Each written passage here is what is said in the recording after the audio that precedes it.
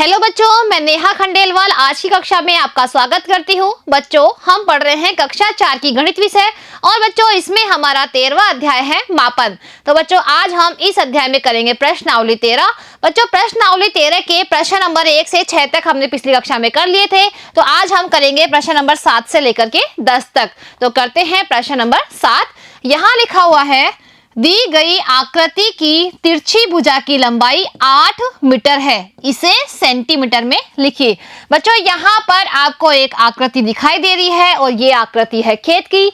बच्चों इसकी जो तिरछी भुजा है यानी जो ये वाली भुजा है उसकी लंबाई लिखी हुई है 8 मीटर और इसको हमें बदलना है सेंटीमीटर में।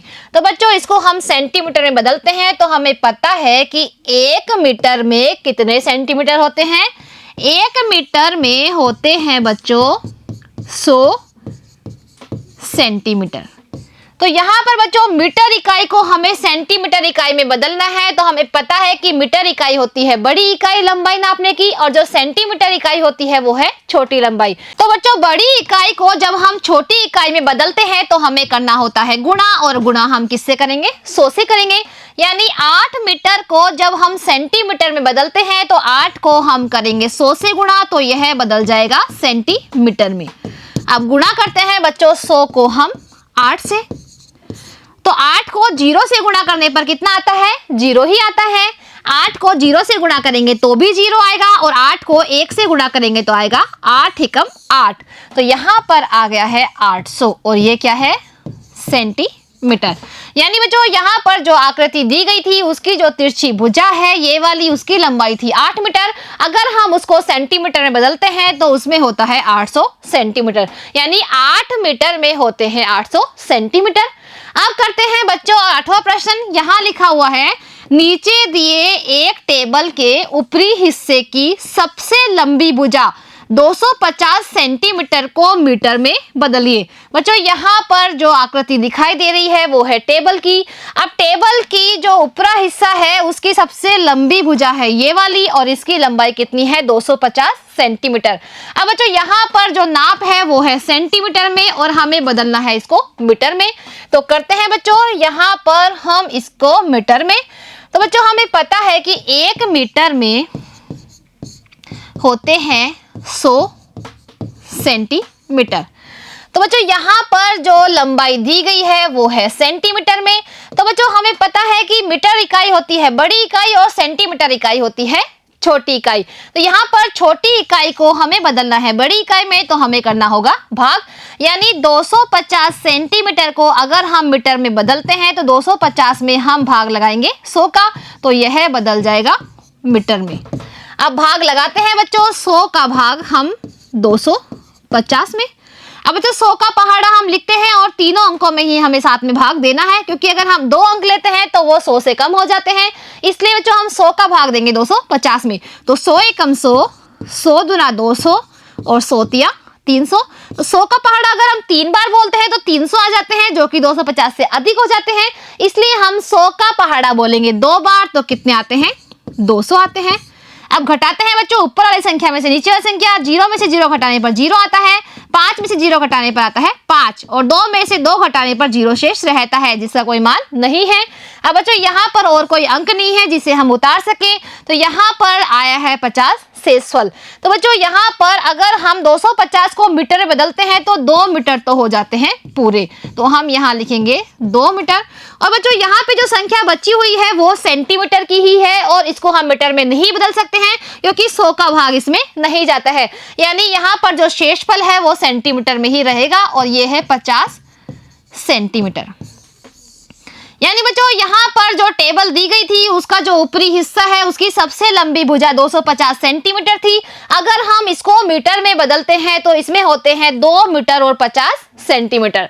अब करते हैं बच्चों अगला प्रश्न, प्रश्न नंबर 9। यहाँ लिखा हुआ है, स्केल की सहायता से निम्नलिखित नाप की सरल रेखा बनाइए। बच्चों हमें स्केल की सहायता से इस नाप की सरल रेखा बनानी है, तो बनाते हैं बच्चों। यहाँ पर पहला नंबर है 3 सेंटीमीटर, यानी 3 सेंटीमीटर की हमें सरल रेखा यहाँ पर बनानी है। तो इसके लिए हम लेंगे स्केल। अब बच्चों स्केल हमने ले ली है। अब स्केल की सहायता से हम बनाएंगे 3 सेंटीमीटर की सरल रेखा। तो देखिए बच्चों, हमें यहाँ पर जो स्केल में 0 दिखाई दे रहा है उस पर हमें लगाना है एक बिंदु, और स्केल के दूसरे हिस्से पर जहाँ 3 दिखाई दे रहा है वहां पर हमें लगाना है दूसरा बिंदु। यानी बच्चों 0 से हम शुरू करते हैं तो 0 से 1 होता है 1 सेंटीमीटर, 1 से 2 2 सेंटीमीटर, 2 से 3 होता है 3 सेंटीमीटर। तो बच्चों यहाँ पर इसकी लंबाई हो गई है 3 सेंटीमीटर, क्योंकि 0 से शुरू करके हम स्केल के दूसरे हिस्से पर इस रेखा की लंबाई लेके जाते हैं 3 तक। तो यहाँ पर इस रेखा की लंबाई हो गई है 3 सेंटीमीटर। अब बच्चों यहाँ पर दूसरी लंबाई दी गई है और इसमें बनाना है हमें 7 सेंटीमीटर की सरल रेखा।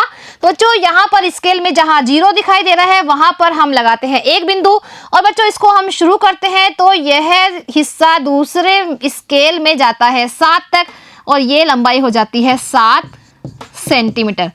बच्चों देखिए, इस रेखाखंड का एक बिंदु है 0 पर और दूसरा बिंदु है 7 पर, यानी यह जो रेखा खींची गई है उसकी लंबाई है 7 सेंटीमीटर। तो देखिए बच्चों, यहाँ पर हमने बना दी है 7 सेंटीमीटर की एक सरल रेखा। अब करते हैं बच्चों यहाँ पर तीसरा, इसमें लिखा हुआ है 5.2 सेंटीमीटर की हमें सरल रेखा बनानी है।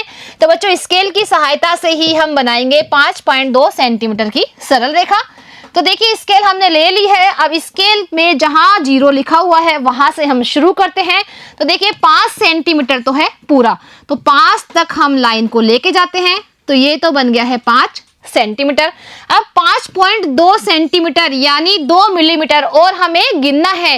तो बच्चों यहाँ पर स्केल में देखिए 5 से 6 तक 10 छोटी लाइन है और प्रत्येक लाइन हमें 1 मिलीमीटर बताती है। तो बच्चों हमें 2 मिलीमीटर करना है, यानी 5 के बाद में 2 छोटी लाइन हम और इसे बढ़ाएंगे, तो यहाँ पर आ गई है 5.2 सेंटीमीटर। बच्चों ये जो रेखा है वो है 5.2 सेंटीमीटर की। अब देखिए चौथी जो नाप है वो है 7.2 सेंटीमीटर। तो स्केल के 0 से हम शुरू करते हैं और 0 से 7 तक हम इस सरल रेखा को लेके जाते हैं, तो ये तो हो गई है 7 सेंटीमीटर की। अब हमें बनाना है 7.2 सेंटीमीटर। तो बच्चों 0.2 का मतलब है कि 2 मिलीमीटर और हमें इसे आगे बढ़ाना है, यानी 2 छोटी लाइन हम और गिनेंगे। तो 7 के बाद में 2 छोटी लाइन हमने इस रेखाखंड को बढ़ा दिया है, तो यह हो गई है 7.2 सेंटीमीटर की सरल रेखा। अब करते हैं बच्चों प्रश्न नंबर 10। यहां लिखा हुआ है हल कीजिए। अब देखिए बच्चों यहाँ पर कुछ सवाल दिए गए हैं जिसको हमें करना है हल। तो यह है 52 मीटर 35 सेंटीमीटर और यहाँ पर है प्लस का चिन्ह 27 मीटर 75 सेंटीमीटर। तो इन दोनों को हमें जोड़ना है। तो सबसे पहले हम ऊपर लिखेंगे मीटर और यहाँ लिखेंगे सेंटीमीटर। अब मीटर के नीचे मीटर लिखेंगे, यानी 52 मीटर हम लिखेंगे मीटर के नीचे और सेंटीमीटर के नीचे लिखेंगे हम 35 सेंटीमीटर। अब इसमें जो संख्या जोड़नी है वो हम इसके नीचे लिखते हैं, यानी 27 मीटर हम यहाँ लिखेंगे और 75 सेंटीमीटर हम सेंटीमीटर के नीचे लिखेंगे। अब जोड़ते हैं बच्चों, सबसे पहले हम सेंटीमीटर। तो देखिए 5 और 5 होते हैं 10, 10 का 0 हम यहाँ लिखेंगे और 1 के लगा देंगे हासिल। अब 7 में 3 जोड़ते हैं तो कितने आते हैं, 7 और 3 होते हैं 10, 10 में 1 हासिल की जोड़ी तो हो गए हैं 11। तो 11 का 1 हम यहाँ लिख देंगे और 1 की लगा देंगे हासिल। अब ये तो है बच्चों सेंटीमीटर। अब हम जोड़ेंगे मीटर वाली संख्याएं। अब देखिए यहाँ है 7 और यहाँ पर है 2, तो 7 में 2 जोड़ने पर आते हैं 9, 9 में 1 हासिल की जोड़ी तो हो गया है 10। तो 10 का 0 हम नीचे लिखेंगे और जो दहाई का अंक है 1 उसके लगा देंगे हासिल। अब 5 और 2 होते हैं 7, 7 में 1 हासिल की जोड़ी तो होते हैं 8। तो यहाँ पर बच्चों इन दोनों की लंबाई कुल आ गई है 80 मीटर 10 सेंटीमीटर। अब करते हैं इसी का ब। यहाँ लिखा हुआ है 245 मीटर 52 सेंटीमीटर और यहाँ पर देखिए बच्चों किसका चिन्ह लगा हुआ है, माइनस का, यानी हमें घटाना है 105 मीटर 37 सेंटीमीटर। तो बच्चों इसको हम यहाँ लिखते हैं, तो यहाँ लिखेंगे हम मीटर और यहाँ लिखेंगे सेंटीमीटर। अब मीटर के नीचे मीटर लिखते हैं, यानी 245 तो है मीटर और 52 सेंटीमीटर हम यहाँ लिखेंगे। अब जो संख्या घटानी है वो हम इसके नीचे लिखेंगे, तो 105 मीटर 37 सेंटीमीटर। अब घटाते हैं बच्चों। सबसे पहले हम घटाएंगे सेंटीमीटर। तो देखिए ऊपर 52 सेंटीमीटर है, नीचे है 37 सेंटीमीटर। तो घटा सकते हैं बच्चों क्योंकि 52 अधिक होता है 37 से।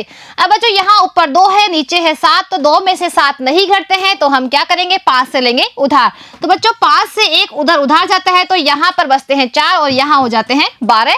अब 12 में से 7 हम घटाते हैं तो कितने बचते हैं 5, और ऊपर 4 है, नीचे है 3, तो 4 में से 3 घटाने पर 1 शेष रहता है, तो ये तो है सेंटीमीटर।